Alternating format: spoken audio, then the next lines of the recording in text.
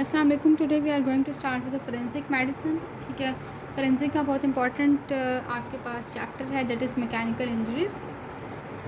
So what are mechanical injuries? Mechanical injuries की definition है, injuries caused by application of the physical violence to body are known as mechanical injuries.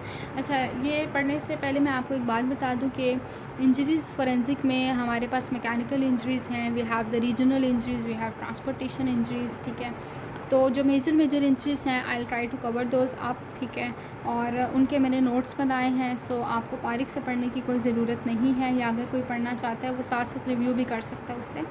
सो यहाँ पे मैंने सारे important points को cover किया है। जो एमसीक्यू में आता है वो भी मैं साथ बताऊँगी कि इस तरह से ये चीज़ आती है एमसीक्यू में, तो आपने उन चीज़ों पर ज़्यादा फोकस करना है, बिकॉज़ बारीक को भी पढ़ना बहुत मुश्किल काम है। Okay, so let's start. Mechanical injuries क्या होती हैं? Injuries caused by application of the physical violence to body. Physically violence हुआ है, ठीक है, तो उसके रिज़ल्ट में जो भी इंजरी होगी that is mechanical injury. Factors क्या होते हैं? F is equals to, first factor is your force. ठीक है, कि कितनी फोर्स से कोई चीज़ मारी गई है किसी को, या कितनी फोर्सफुली किसी चीज़ का इम्पैक्ट था, ये डिपेंड करता है। इंजरी की सवेरिटी उतनी ही ज़्यादा होगी। दूसरा है जी area of weapon of assault, कि जिस चीज़ से मारा गया है उसका बेसिकली जो एरिया था, हिटिंग वाला एरिया, वो किस किस्म का था। ठीक है, नेक्स्ट आपके पास ये कि specific effect of the force. ठीक है, फोर्स का क्या स्पेसिफिक इफ़ेक्ट था, and then is the nature of the tissue.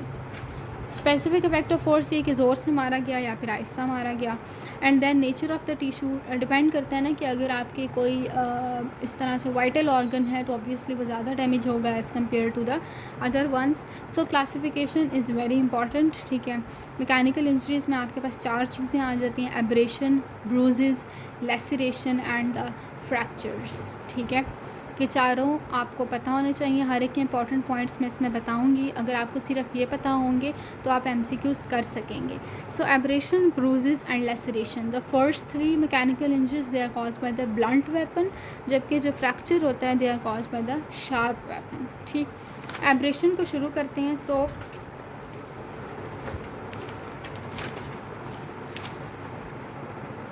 Okay, so we will start with the abrasion. ठीक है, एब्रेशन में आपके पास आ जाती हैं 3 कैटेगरीज। एब्रेशन में we have the scratches, grazes and the contact abrasion. ठीक है, ये 3 टाइप्स आपको पता होनी चाहिए।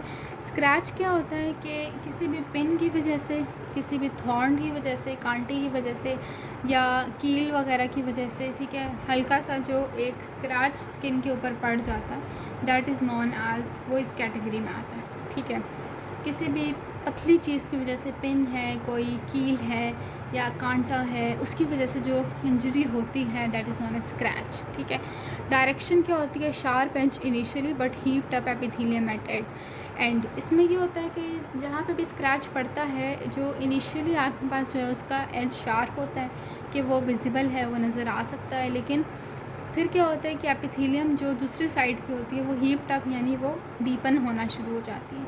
ग्रेजेस आपके पास रोड ट्रैफिक एक्सीडेंट में जो ज़्यादातर इंजरीज़ होती हैं वो ग्रेजेस में आती हैं, जैसे रगड़ एक होती है। ठीक है, सिरेटेड बॉर्डर उसका इनिशियली होता है, और heaped up epithelium at end. Direction is important but not for the MCQs, the for the viva और एससीक्यूज़।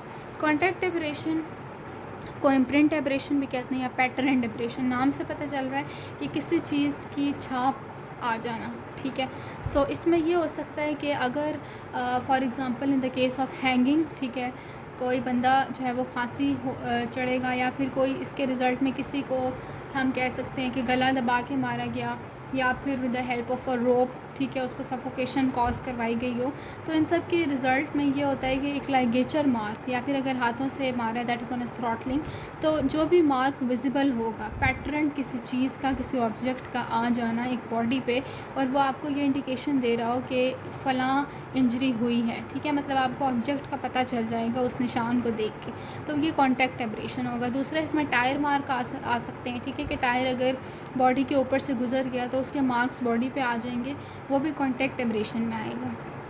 नेक्स्ट आ जाते हैं एज ऑफ एब्रेशन। अब इसमें से MCQ अक्सर आता है कि आपका जो फ्रेश एब्रेशन होती है उसका कलर क्या होता है, फिर पूछते हैं कि 12 से 24 घंटों में क्या कलर आ जाता है, 2 से 3 दिनों में क्या कलर हो जाता है। तो colour changes are very important, either it's abrasion और ब्रूज और laceration. So fresh abrasion bright red होती है, फ़ौरन अभी किसी को एब्रेशन हुई वो ब्राइट रेड है due to the vessel rupture, तो इसके अंदर नहीं होता है, बट ये होता है कि आपका वाइटल रिएक्शन वहाँ पे हो रहा है, रेडनेस डेवलप हो रही है, ठीक है। 12 से 24 आवर्स में स्कैब बन जाता है जो कि रेड होता है, ठीक है।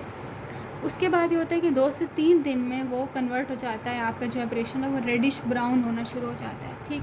कंप्लीट हीलिंग में 10 दिन लगते हैं and no scar formation. This is the most important point of the abrasion, और ये MCQ में अक्सर आ जाता है कि कौन सी ऐसी टाइप ऑफ मैकेनिकल इंजरी है जिसमें स्कार नहीं बनता, तो दैट इज़ एब्रेशन।